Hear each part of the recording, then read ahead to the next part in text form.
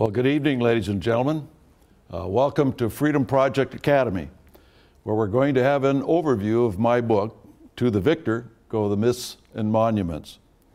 Now, a lot of people are going to be very shocked about some of the things that are in this book if they've never been exposed to this sort of thing before. You know, when I went to school, I thought I knew history. You know, I studied history because I wanted to study history. I really liked it. I read a lot of books outside of the normal genre that we got in school and learned a lot of things that I didn't learn in school, but nothing compared to what I learned after I got out of school. And it really all started when I was in an automobile with 4 other men. We were on our way to a speech. And the fellow that I knew the best in the car, in the back seat, said, you know, my state, he was from Arkansas, just paid off its war bonds. And I thought, well, what's that got to do with anything? But I asked him, because I obviously wanted to be asked, what do you mean war bonds, from Korea? He said, no. I said, from the Second World War? No.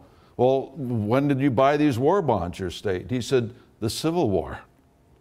It had been 100 years, and I did not realize that the North had forced the southern states to buy bonds to pay for the war. And it took them 100 years to pay it off. Not a well-known fact. And so I said to myself, what is it that I don't know about this conflict? And so I started to look at it closer. And the more I looked, the more it led me further back in time, not just to the Civil War, but what caused the war, who caused the war, what organizations were involved, so on and so forth. And I discovered that what I learned in school, quite honestly, ladies and gentlemen, was a myth. And the reasons for the war and the conflict, I began to understand, were done by a particular group of individuals and organizations imported from Europe, specifically to bring about a war. And I don't know about you, but when I go to events and I come home and look at my newspaper or turn on the television, and what I see is not the same event that I was at. They don't quite report it that way. Now, there are some reasons for that. For instance, in an automobile accident, you have 2 witnesses and they're on either side of the street. So one sees the accident from that side, another sees the accident from that side, and they both have a different view. And so sometimes it doesn't look as though they've actually seen the same accident. And that is part of the reason why you get a difference of opinion about certain events. Others, they will look at it based on their education or lack of education. For instance, if a cub reporter is there and he doesn't quite or she doesn't quite understand the candidate, for instance, who's speaking, because they don't have enough background to understand what they're saying, they can skew the whole news story. But then there's a third reason. And the third reason is this: some of them are deliberately skewing what happened, deliberately skewing what the candidate or the party or the organization stands for, said, so on and so forth. My experience, for instance, in infiltrating Marxist organizations when I was a very young man, showed me that on many occasions, these people infiltrate into the newspapers, into the TV studios, and I could give you names and so on and so forth. But just as a quick for instance, and you can look this up online when you get home, and I actually encourage everybody to get out pencil and paper and write some of this stuff down if you don't believe it. Or if I throw a name at you, you can go online and look it up. But I knew a young man, for instance, who was the leader in the 1960s of the Young Socialist Alliance, was a very militant organization that got people out into the streets that turned into riots in the city of Seattle. When he graduated, and by the way, his father was the head of the Socialist Workers' Party, which was the Leon Trotsky branch of the communist movement. Leon Trotsky was the rival of Joseph Stalin in communist Russia, and he got kicked out by Stalin, ultimately murdered by one of Stalin's agents in Mexico. They formed the Socialist Workers' Party. This man's father was the head of the Washington State Socialist Workers' Party. When he graduated from the University of Washington, he went to work for the Seattle Post-Intelligencer as a reporter. And soon became the city editor. Now, do you think he might have been a little bit biased in his reporting and his editing? Of course. But that soon became too boring for him, apparently, because he went on to bigger things. And instead of in the streets or in the newspapers, he went on to become a leader in the environmental movement. The man's name is Mark Krasnowski. You can look him up online. I don't know how much of his early career it has, but if anybody's in doubt, I can show you press clippings and everything else. I can even show you his signature on papers saying that he was a member of the Socialist Workers' Party. So it's very interesting. So you have those three things that may happen, you see. It's also the same when it comes to history. There are those that look at it from a different angle, those that look at it based on their education, and there are those that actually do change history in the history books. They deliberately obfuscate and lie about what history really was. And so going back into history and starting to look and following all these rabbit holes and chasing the rabbits down them, I began to put a pattern together of early American history that I had never learned, nor had I found anyone else who had learned it. And that was the beginning of a 45-year time span of looking up facts and putting it into my book, To the Victor Go the Myths and Monuments. And today what we are witnessing is this, a growing distrust of the media. I mean, everybody today is complaining about it. It's so lopsided, it's just incredible, particularly this campaign. Regardless of what you think of the candidates, it's obvious which side the media is on, isn't it, really? Now, this has always been a problem. Most people think that, well, this only is modern, it's always Roosevelt, oh, it was Wilson, oh, it was this, oh, it was that. It has always been a problem in the history of the United States. There's been a bias within a certain segment of the media. In those days, of course, the media was exclusively the press. And so about 10% of the newspapers in the time frame of the ratification of the Constitution were actually on the left, what we would say were leftists. Actually, they were Jacobin, and we'll get into that in a moment. Now, we all recognize the fact that individuals and movements have wanted to rule the people. I mean, you know, whether you're looking at Hitler or Stalin or Mao or Saddam Hussein or anybody else, we know these people want to rule others. Now, how do they get into that position where they wield that kind of power? Are you telling me that a street urchin like Hitler, a low-level thug in the communist movement by Stalin, and Mao Zedong, who was really nobody, were able to put people together to such an extent to propel them into absolute power, that they did this on their own? One man? Of course not. See, there's organization behind these people, and they always hide the organization. They put the leader out front, but nobody thinks about the organization behind it. And how come these people are successful? And this organization, people pretty much recognize, came out of a small group of people at Ingolstadt University on May 1st, 1776.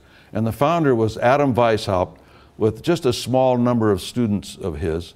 And from there, they propelled themselves into a level of influence. Now, one of the problems that we have when we're talking about the Illuminati is this. First of all, the Illuminati is a fact. This is undeniable. There's no one that contests that. What is contested is how much power did they have? How much influence did they have? How many members did they have? How well were they organized? And when did they go out of existence? You see, because every history book that you read tells you that the Illuminati went out of existence immediately after its being discovered by the government of Bavaria. And it was interesting, by the way they discovered the Illuminati. It was totally secret. And in those days, you didn't have mail service like we have today. You know, we just stick the mail in the slot and we know somebody's going to come along and pick it up, and in Timbuktu, they're going to get my letter, right? Well, this isn't the way it was back in the 1700s. Particularly if you had really confidential correspondence, you hired a messenger. Or someone, some friend, some family member, someone you bought went out and delivered your package, your letter, correspondence, documents, whatever it was. And they had this Illuminist carrying these documents between key leaders in the Illuminati. Guess what? As he was approaching Ingolstadt University, lo and behold, a bolt of lightning came down and killed him on his horse. It was an act of God. And when the authorities got there and opened up the papers that he had on them, they said, wait a minute, what is this? These people are talking about taking over governments and killing people and developing poisons and all of that sort of thing. What is this all about? So they found some of the members because of these papers and started to interrogate them. And they discovered what the goals of the Illuminati were. And so before we get to the goals, let's talk about society in general. Because as a society exists, they form their own government, do they not? Every society forms its own government and maintains that government as they wish, based on their culture and religion and so on and so forth. In their geography, whatever, and all things that enter into that society, they form a government. We formed a government here with the 13 colonies, didn't we? Based on our culture, based on our religious background, etc. And that's the case it is all over the world, no matter whether it's a free government like ours or less free in most cases. And so society determines your form of government. Now, if you change that society, you automatically change the government within a certain amount of time. It just is an automatic result.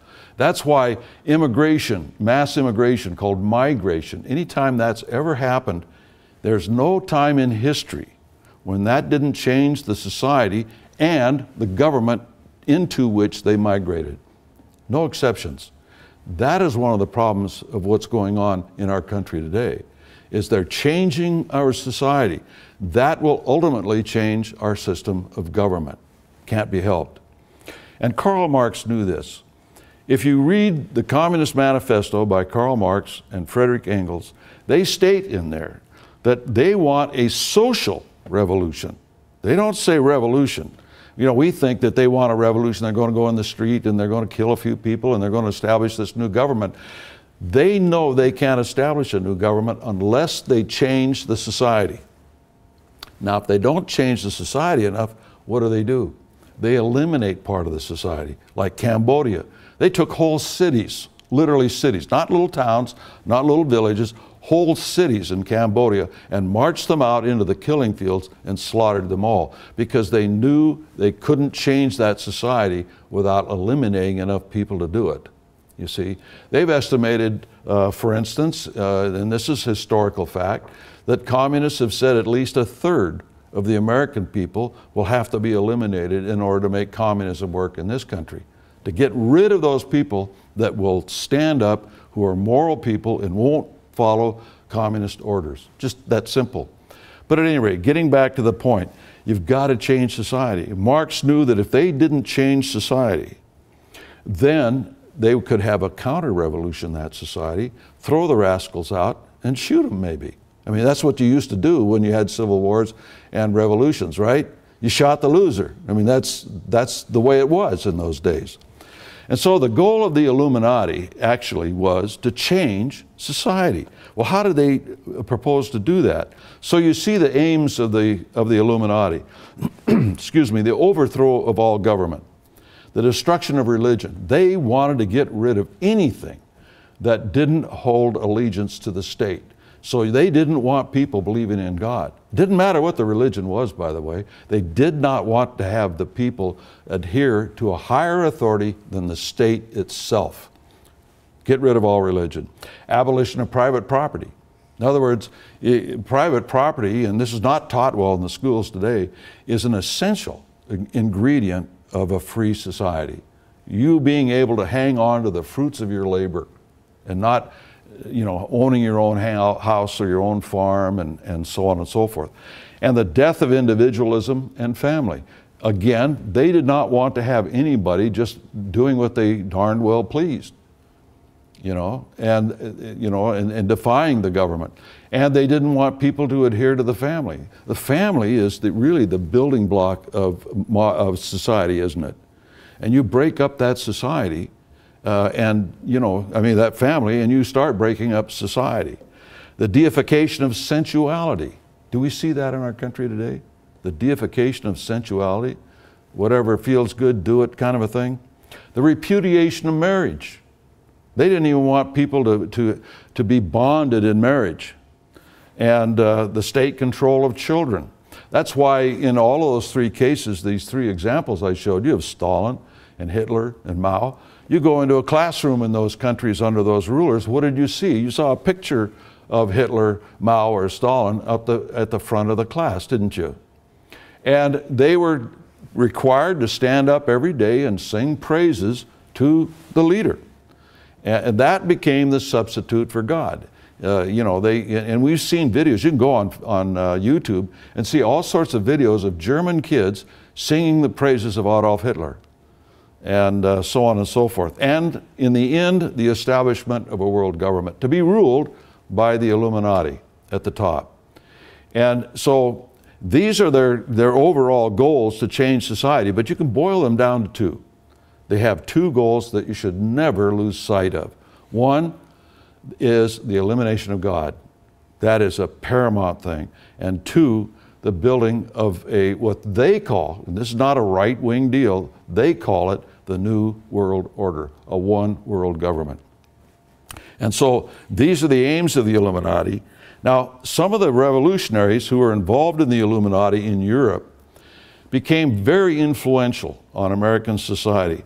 And probably, maybe one of these people, maybe two, you've heard their names, but they are essential in the study of American history as to the influence they had on the fledgling United States. Philippe Bonarate, who was a close personal friend of Weishaupt and tutored by Weishaupt. Krakus Beoff, you can trace Hitler and Stalin directly to this guy, Nazism and communism. Louis August Blanqui, the same thing. Giuseppe Mazzini, who was the leader of a wing of the conspiracy called the Carbonari. And Comte de Mirabeau, we'll talk a little bit more about him in a little while. He was a pornographer. He dealt in pornography in France. And then Nicolas Bonneville. Now, Nicolas Bonneville is very interesting. He started the Cercle Social, or Social Circle. And the Social Circle had a profound effect on the American people. Through the various individuals that they had run through their organization, they also formed other organizations. And he was so famous. He was probably the most important member of the Illuminati in France in his lifetime, and very instrumental in the French Revolution. A lot of people know that they are in the business of changing words. You know, it's called semantics, and they will actually change words to confound and confuse the language and move it towards people thinking the way they want them to think. Let me give you an example in my lifetime. When I was a small boy, when you called somebody square, that was a compliment, because you were talking about the four squares of being a good person. You know, responsibility and belief in God and all of that, the four square. That's what you were. You were a good guy. By the time I was an adult, a square had changed completely to an invective. He was a nerd, right? And so here, good guy, and within 15 years, the same word is bad guy. And that has changed a lot of words in our lifetime. Welfare, for instance, and all sorts of things. You can look in the Constitution. The meaning of the words has changed completely. And this has been by design. And Nicolas Bonneville in the Cercle Social started that process. Interesting thing about Nicolas Bonneville. Nicolas Bonneville, how many here have heard Bonneville Dam, Bonneville Salt Flats? All these things named Bonneville, it's named after his son. And what happened was a man who was an American, who was instrumental in the American Revolution, went to England and started to form Illuminist organizations. And he was kicked out of, he had to flee England. He went into France. They made him, keep in mind, this guy is not a Frenchman, okay? He's not a French citizen. They named him a member of the French Revolutionary Assembly, representing the people. And he was a very close friend of Nikolai Bonneville, and he moved in with Nikolai Bonneville. He moved in and lived in his house for over 6 years. And he slept with his wife. He slept with Bonneville's wife. He was that close. And when the rise of Napoleon came along, who was also an Illuminist, but put in there by the Illuminati, he decided that he wanted to be the leader. This is one of the things that they're always dealing with, these people. Every one of them, they're like the mafia, right? Guy rises to the top and the second guy wants to be at the top. So he bumps off the first guy, right? And that's the way the mafia works. Well, the Illuminati worked to a great extent like that too. So once Napoleon got in charge in France, he started to outlaw all these Illuminist organizations. Why? Because he knew they could take him out. You see, they always eliminate the people that can get rid of them. Hitler did it with the night of the long knives, didn't he? Remember the brown shirt leaders? He was afraid they were going to have a counter-revolution against his revolution, so he killed all the Nazi leaders that he feared. And Stalin did it by inventing a war on terror. There was no terrorism in Russia. They just perpetuated a couple of things, made it look like terrorism, and that way he could get rid of all of his opponents and rivals. Guys that he feared could take over. Saddam Hussein did it the first week. Saddam Hussein, after he came to power in Iraq, got all the Ba'ath Party leaders together and said, now I want you to go out and shoot him, and I want you to go out and shoot him, and so on and so forth. And they had to do it, and they did it. Because they knew if they didn't, it wouldn't just be one dead, it'd be two, right?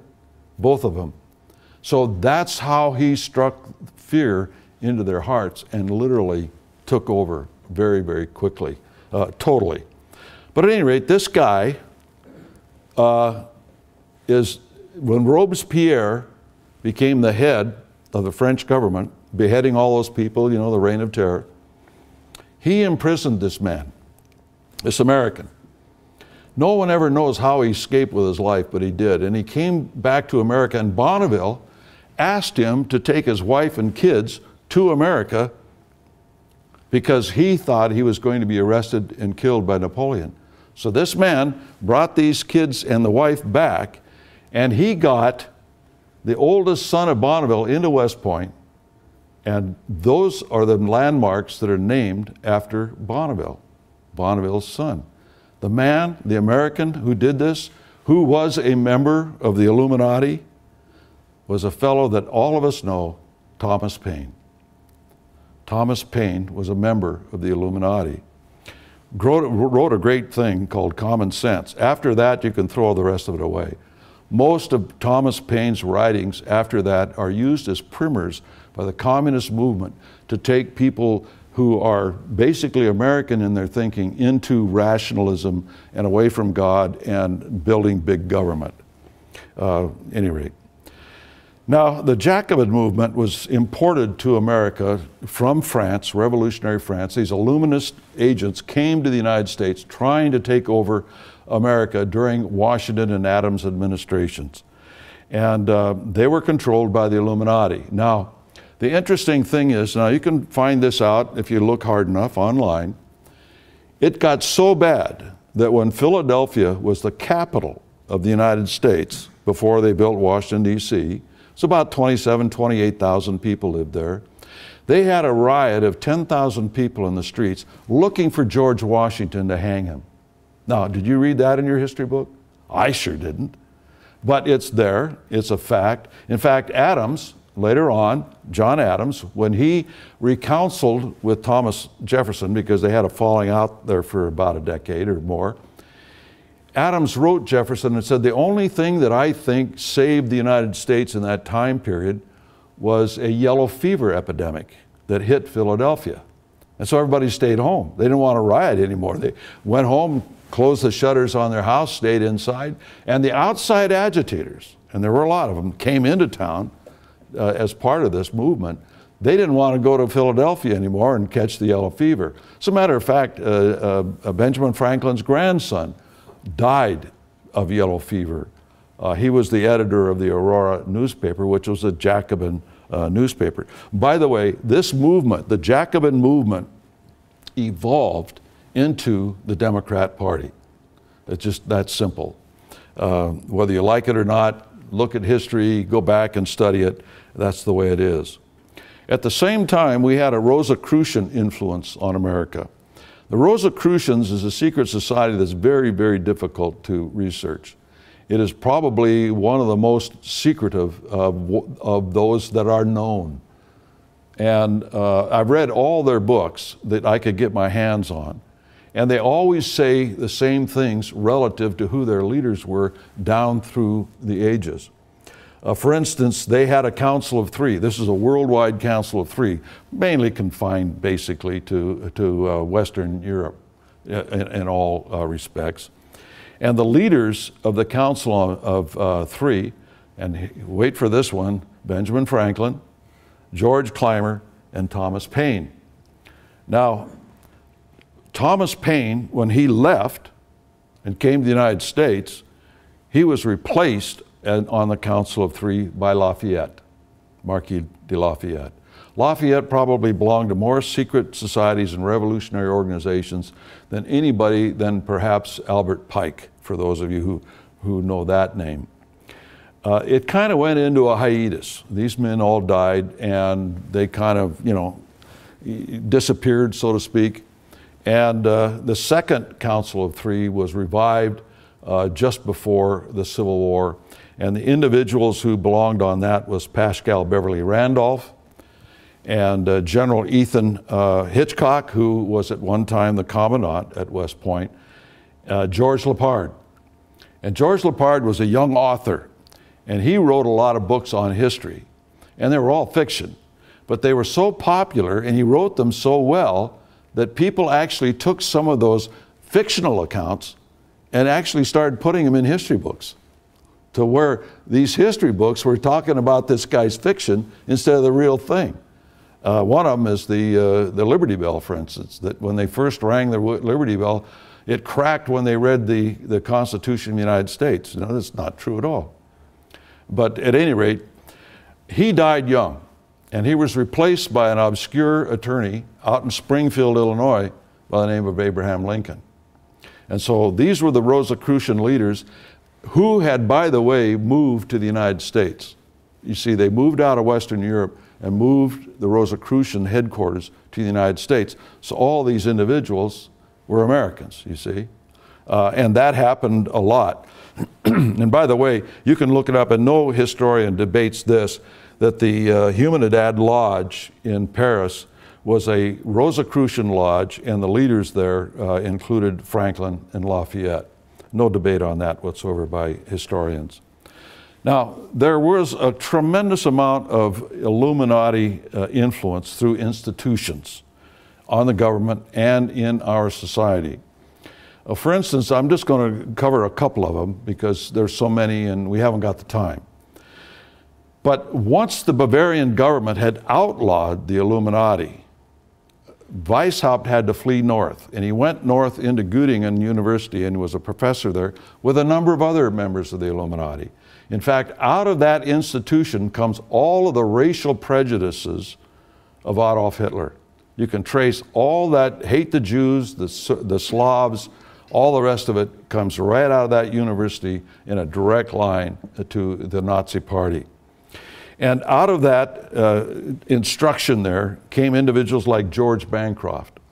Now, George Bancroft, right after he got his doctorate there, founded Round Hill School, and it became a preparatory school for Harvard. Harvard actually financed it, but he put it together and he ran it. And he had like-minded individuals become part of the faculty of Round Hill School. He went on to become the Secretary of Navy. And as Secretary of Navy, he started Annapolis Naval Academy without the permission of the executive branch or, although he was part of the executive branch, or the Congress. He just started it. And like a lot of things that executives do, Congress kind of, you know, goes along with it.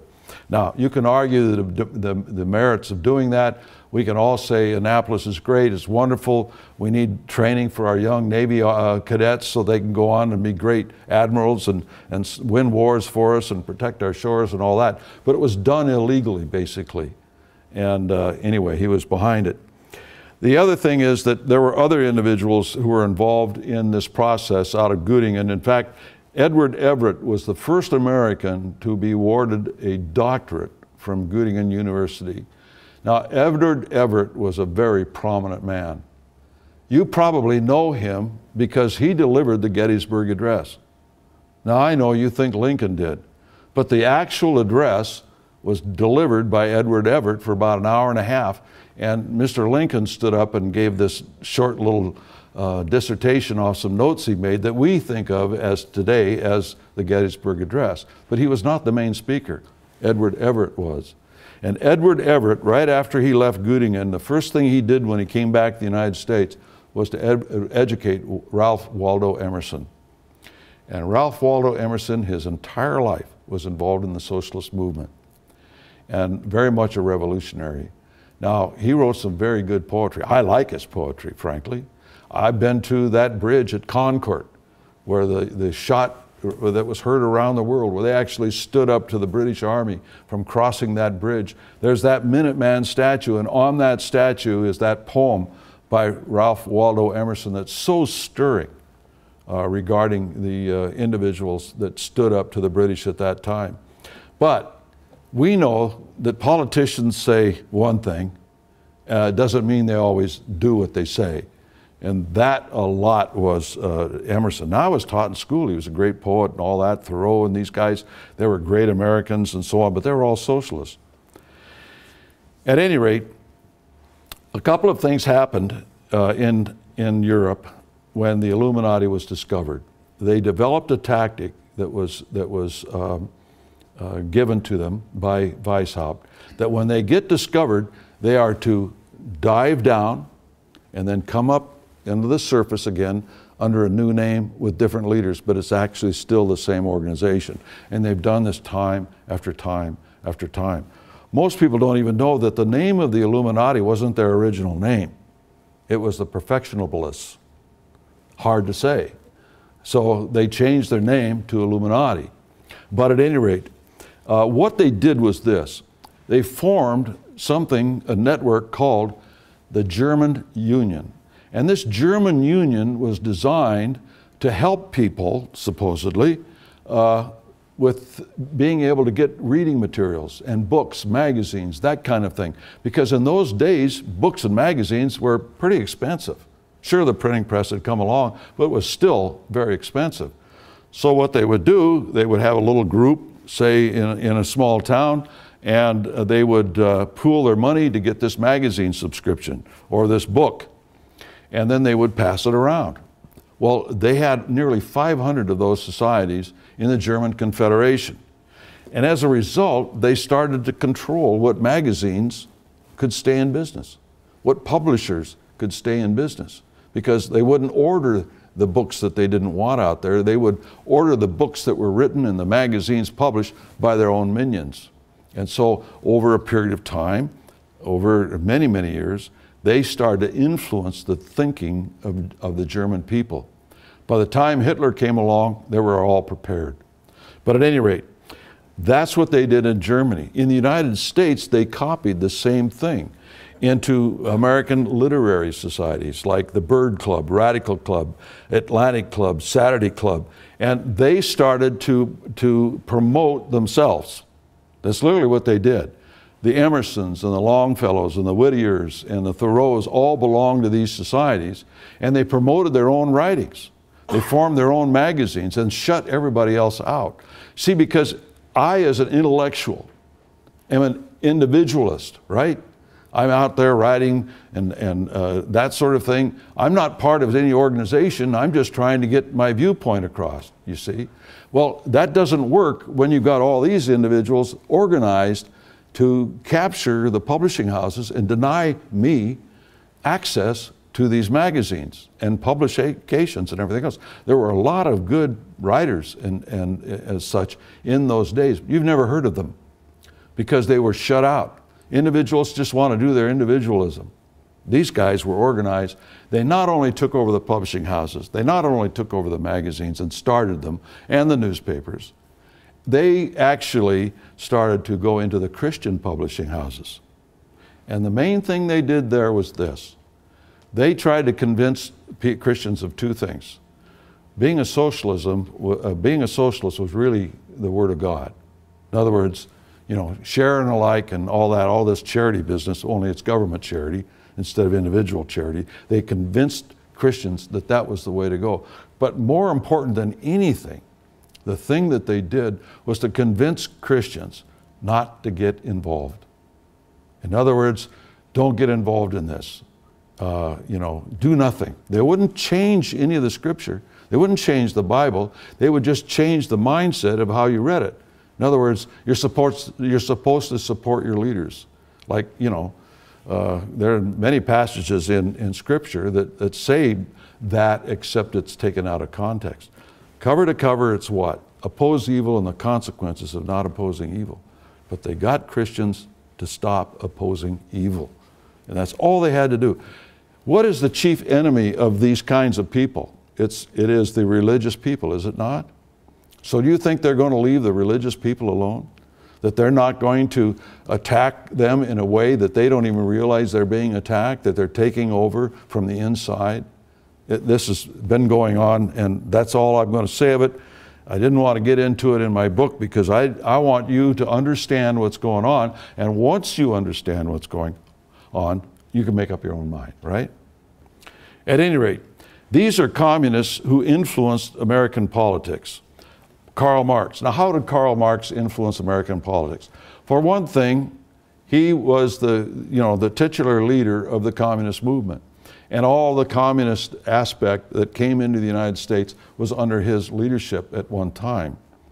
For instance, Wendell Phillips, the famous abolitionist, a member of Congress, Senator Charles Sumner, who was the chairman of the Foreign Relations Committee of the Senate, and Horace Greeley were all members of the Communist First Internationale under Karl Marx. Karl Marx wrote 500 articles for Horace Greeley's newspaper, the New York Tribune, when it was the largest Sunday circulated newspaper in the United States. The communist movement helped build his circulation for his Sunday edition. Very influential. And Horace Greeley hired other communists from Europe to also write as regular columnists in the newspaper. Robert Dale Owen, who was the son of Robert Owen, Victoria Woodhull. Victoria Woodhull was the head of Section 12 of the Communist Internationale. She and her sister put together the first Wall Street Journal, the very first newspaper that was ever published to keep people abreast of what was going on Wall Street. And all the main brokerages advertised in her newspaper, and they all knew she was a communist. And Frederick Sorge, he was the leader of the communist apparatus, if you will, organizationally. And where did Sorge come from, and where did he live when he was doing this? He came from Germany into the United States and ran the Communist Internationale from New York City, because Karl Marx and Engels and all these guys moved communist headquarters to New York City in 1872. Look it up. You can find it. You won't find it in the history book you got in school, but you'll find it if you look for it. And so the headquarters of the communist movement has never been Moscow. Where has it been? It's never moved out of New York City. And there's a lot of evidence to that effect. I won't get into it, and I didn't get into it in my book because I stopped at a certain point.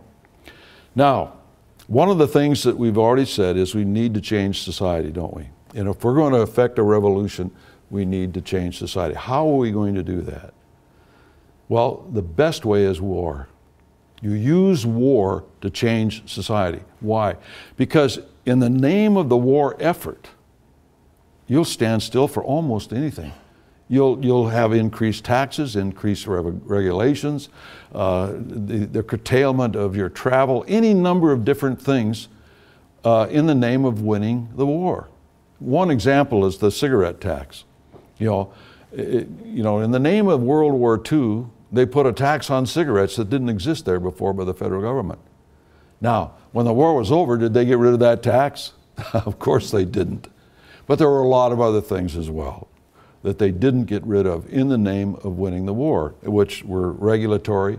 They confiscated businesses, all sorts of things like that. But the war has to be on your soil to really make those changes. Can't be a war over there. It's got to be a war here. Terror is another way of affecting change. In the name of terror, in the name of security, in the name of protecting your neighborhood and your home from terrorists that may or may not be there, but you're convinced they are, then you will stand still for limitations on your freedom. We see that, for instance, don't we, with the war on terror today, with the government's ability to violate the Fourth Amendment of the Constitution, of searching your private records and everything else in violation without a war warrant. Economic collapse will do it too. And mass immigration will do it. So the best one, though, is war. So how do we bring about a war in the United States? How do we do that?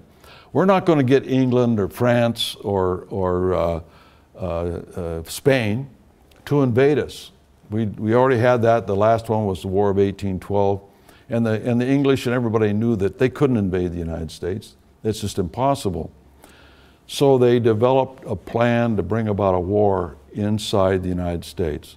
We recognize that war today as the Civil War. And you can put any label you want on it, an economic war, a war against slavery, all that. All of these things were used as excuses. Most of the people that brought about the war, you can document the fact they hated the Constitution of the United States. They hated the freedom of the American people. The leaders of the anti-slavery abolitionist movement hated the Constitution. They just didn't want to amend the Constitution to get rid of slavery. They wanted to destroy the Constitution, whether it was Phillips, whether it was Garrison, or who the leaders were. And they said so publicly. And that, ladies and gentlemen, is one of the reasons why the people that lived at that time were not enthusiastic about eliminating slavery right away, because they didn't like what came with it. It wasn't that they were for slavery. They just didn't want to hand leadership over to these people that wanted to get rid of the Constitution in the process. So it was very slow, and there was a lot of resistance to this. But the thing that really finally turned this thing around was the terrorism that they produced on American soil to get the war started. They used terror to actually start the war. And the individuals that I have listed here are individuals who finance socialist and terrorist cause, these industrialists. We have the idea that industrialists, capitalists, are anti-communists. That's not necessarily the case. There are a lot of them that helped the communists over the years because they themselves believed in it. Whether it was Robert Owen, a Scotch industrialist who started communist communes in the United States. Frederick Engels was an industrialist, a partner of Marx. Gerrit Smith, who was part of the Astor Empire, John Jacob Astor. Andrew Carnegie had to leave England because of his involvement in the British Chartist movement. Chartist. And that's just another name for communist. The Chartist newspaper, The Republican, published the Communist Manifesto, the first ones to publish the Communist Manifesto in England. Andrew Carnegie was a man who was part of this Chartist movement. Cornelius Vanderbilt. Cornelius Vanderbilt financed that Wall Street Journal that I just talked about. It wasn't called the Wall Street Journal, but that's what it was in fact. And because he was sleeping with Woodhull's sister. She was his mistress. And so he helped finance these sisters in their communist activities. Now, the chief instrument of communist terror, which reacted the South into secession, was John Brown. John Brown was a communist according to his son, okay? Now, you won't read that in your history books, but what happened with John Brown was he created such a reaction in the South because of Harper's Ferry that the Southerners were scared to death. In 1850, they had a secessionist convention in the South, and they didn't secede because they weren't ready to secede. But after John Brown, they were, because it showed them, amongst other things, that the Northerners, in their eyes, were ready to kill them all. I mean, literally. And so John Brown was used to create that condition.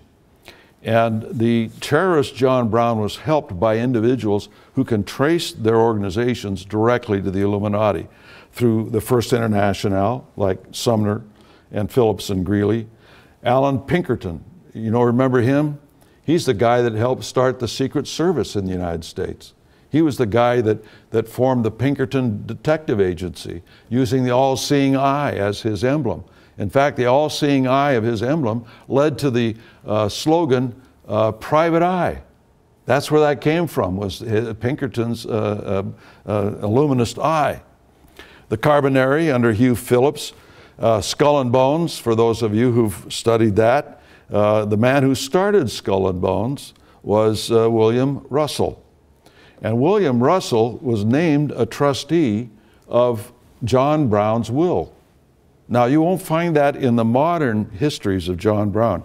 You got to go back about 30 or 40 years to start picking up on the fact in these histories of John Brown that William Russell helped finance John Brown and was one of the trustees of his will. Because the thing is, too many people have studied Skull and Bones today, and so if they saw this name connected to John Brown, a lot of eyebrows would go up and say, wait a minute, what's going on here? And the Secret Six is usually the group of people that they claim were the ones behind John Brown. They were only part of it, believe me. And the Brotherhood of the Union, which was led by the Rosicrucian leader, George Lepard. The Brotherhood of the Union was one of the most influential organizations in the United States you've never heard of. I had never heard of it until I stumbled across it and I says, what is this? And then realized it was to be an umbrella group for all of these leftists. They're going to form an umbrella group to unite towards doing certain things. Now, the interesting thing on this chart is these are the individuals and organizations that helped John Brown. Some of these people had to flee the United States after Harper's Ferry because they knew they could be tried for treason. None of them were. They only tried, and those individuals found at Harper's Ferry, they let everybody else go. And some very big people were involved in the United States government doing all of this. Newspapers. These newspapers, and this is just a few, actually had reporters writing with John Brown, participating in the murder and mayhem and arson, and writing back as unbiased observers to the newspapers about this great saint called John Brown who's trying to free the slaves. And today we see things that are similar, don't we? For instance, we see video on TV where they'll go into a FARC training camp of terrorists in Colombia and show them, in their camps getting trained and all the rest of it. But the Colombian government, for some reason or another, can't seem to find them. But this reporter can, and come in and video them and then leave with the video. Whose side do you think that guy's on? He's not an unbiased observer, you see. He's kind of like the Mark Krasnowskis of the world and that sort of thing that I mentioned earlier. They have a bias, but it doesn't show up in print all the time. And so these sorts of newspapers help propel this idea of this terrorist and what he was doing. And Southerners were reading these newspapers. They were saying, uh-oh, this has gone too far. They literally want to kill us. That's what they're saying in some of this stuff. And the people behind John Brown are getting away with this. It's time for us to leave. And that's what caused them to secede. That's what finally made the mass population of the South to leave. Now, I don't want to leave the South alone without saying this one point. I concentrated on my book about the northern aspect of the conspiracy because the North won the Civil War, right? So it had the major influence on the rest of the country. But we had these types of conspirators in the South. You'll see in my book very prominent individuals in the North and the South who called for the separation of the country into two parts. And as soon as it was separated, the agitators in the North became super patriots. We can't allow these people to leave. We've got to fight a war to keep them, keep the Union together and all that. And sometimes the speeches were made within 30 days of each other. It's incredible. In the South, it was a little bit different. They called for the separation, the secession, but as soon as the secession happened, they became obstructionists, preventing the South from winning the war within the Confederate government, within the state governments. For instance, Brown, who was the governor of Georgia when Sherman marched to the sea and on the way he burned Atlanta. Did you know he had 10,000 troops under his command and he dismissed them, told them to lay down their arms and go home before Sherman even marched into Georgia? After the war, Brown became one of the richest men in the South because he became an in-place carpetbagger. I mean, he started to take advantage of Reconstruction and buying up property, you know, cents on the dollar and everything else. The man was really bad. All that's in the book. And I've already mentioned this. We concentrate more on the conspiracy in the North simply because the North had more influence after the war going forward. Now, one of the things that happened in the war was a lot of the European communists came to the United States and became generals in the Union Army. For instance, Karl Wedemeyer was a personal friend of Karl Marx. Marx actually lived in his house for a time. He helped him form the First Internationale. Same with August Willich, Karl Schurz, Friedrich Anneke, Gustav Paul Clausewitz. In fact, Clausewitz, 5 years after the conclusion of the Civil War, was what they called the Red General in Paris. When the communists took over Paris and started to slaughter the clergy, you know, the Archbishop of Paris and others to form a communist government in Paris. And he was fresh from the Civil War. That's the kind of thing that was going on. There were 40 German radicals. I'm using the term radical rather than communist because some of them I can't absolutely prove were communists, became generals in the Union Army. 78 others besides them were made generals in the Union Army. And in the Confederate Army, they only had 10 foreign-born. That's it. Whereas they had, 130 practically in the North. And it was a real serious problem. And many of those men went on to become very important. Karl Schurz, for instance, we're in the state of Wisconsin right now. And in this state, he's a very famous individual because he came straight from communist revolutions in Europe into Wisconsin and was made a colonel in the militia and a trustee of the University of Wisconsin almost immediately, and became very important in the United States. Look him up. You can see how to spell his name.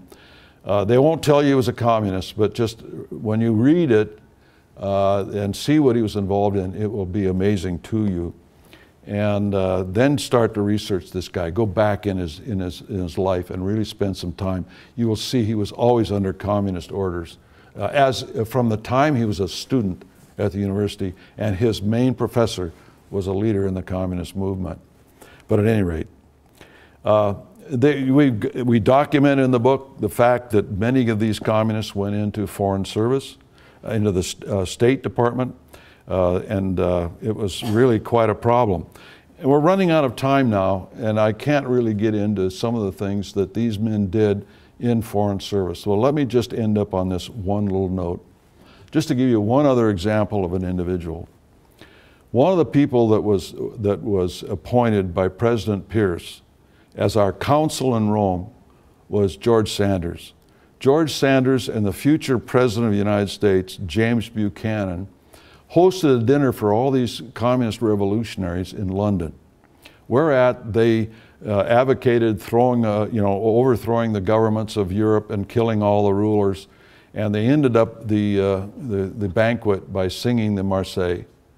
And it was so bad that when the Senate got wind of it, they would not confirm George Sanders as our consul in London.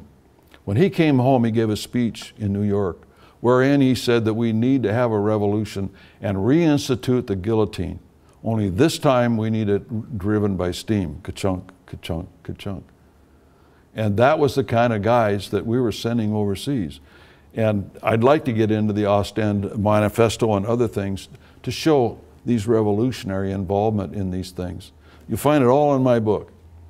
But again, I want to thank you for coming here tonight. I wish I could have expanded on each one of these points to an end in itself, but we just didn't have the time. I hope I've pricked your curiosity so that you will read the book, and you will go online and say, I just don't believe this. I just can't believe what I'm reading here. I'm going to research it for myself.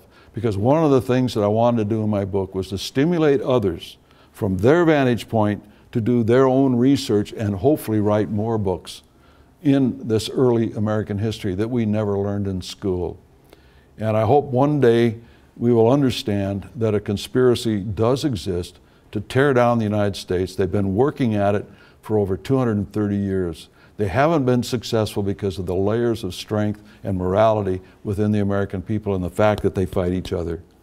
If they stop fighting each other, I hope that never happens, because united they are very strong and it would be difficult to stop them. But we have to stand up. We have to be vigilant. We have to understand the Constitution and the principles on which it's founded. And we always have to keep in mind, we have to remain a moral people. Thank you very much.